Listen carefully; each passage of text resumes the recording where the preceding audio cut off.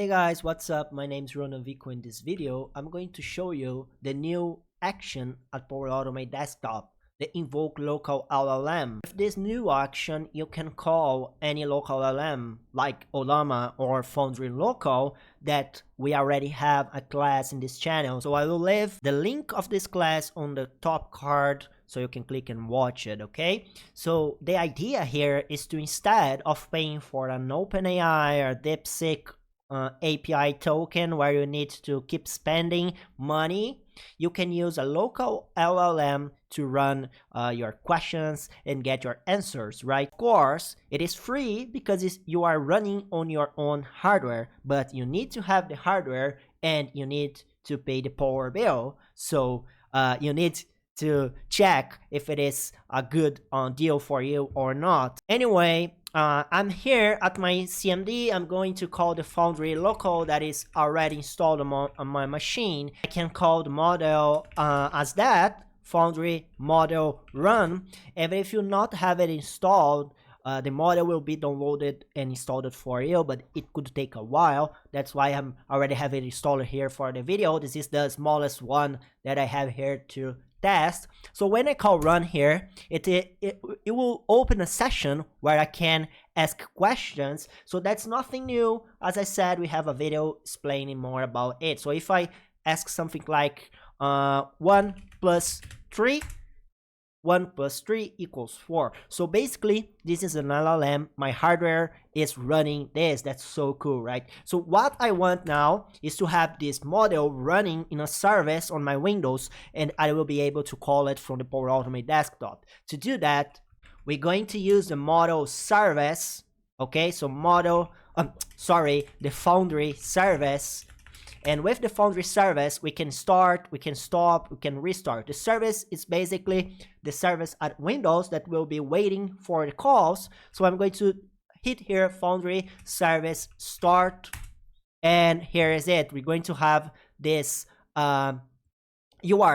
This is the right URL that we have to call on Power Automate Desktop. I also can call Foundry service status, and I will see if it is already running or not. So it's an easier way to check if we already have an service running. And you can restart if you face some issues. You can restart it. It will generate a new URL. Okay, so I will restart here so you can understand what I'm saying. So if you have like any issues, you can restart and you will have a new URL right to go. So again, service status, just to check everything is working. And you remember that we called like a model to our Foundry model run. So to the service, we can load the specifically model that I have on my desktop, so I can have it available on my service. We can call Foundry model load, and of course the name of the model. So what I'm doing here is to loading this specifically LLM to my service. Okay, so it's loading model. Okay, load successfully. So now I have this model loaded to my service. Okay, let's check again this Foundry service status. Everything is working perfectly. We need just to call the server URL with our model and prompt. So as you see, we can have multiple models. That's why I'm loading what specific one to call it here. So first step here is to change the URL, right? So the URL, it's dynamically, so we need to change it for our own URL.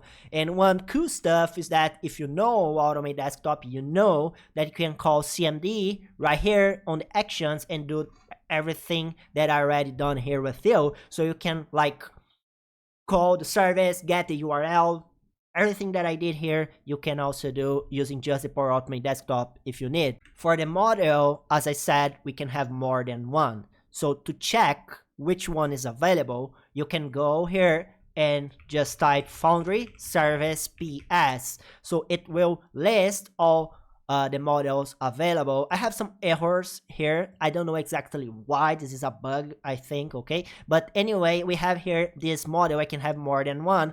And you will use this model ID, not the alias, okay? It's not the alias that you want. You want to use the unique ID. So I'm going to copy this text right here. I will insert it there.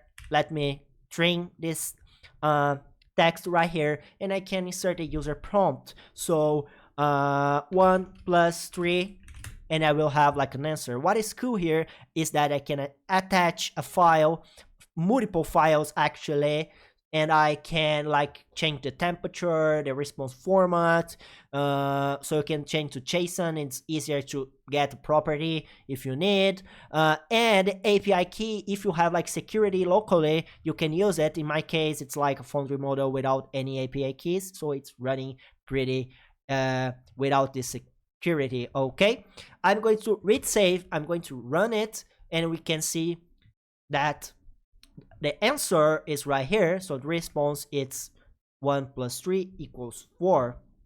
So if I need to classify something, for example, banana is a fruit, a car, or an object, right? So if I need to classify something and it's not a deterministic flow, I have like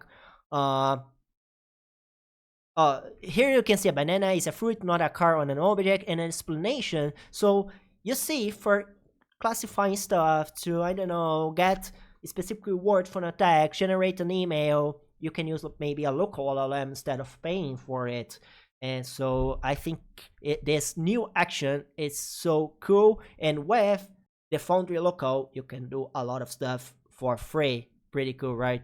And let me say, doing this, it's already possible without this action. Okay, so when you have like this service running on your machine, you can call it from HTTP request. So the same I already did here, it's possible using just HTTP requests on Python, C#, or even on Power Automate desktop. But this action make it so much easier because you can use all the parameters right here, the tokens, response format, files, attaching. So that's so good. Okay, instead of building all these HTTP requests, you can just use this new action right here.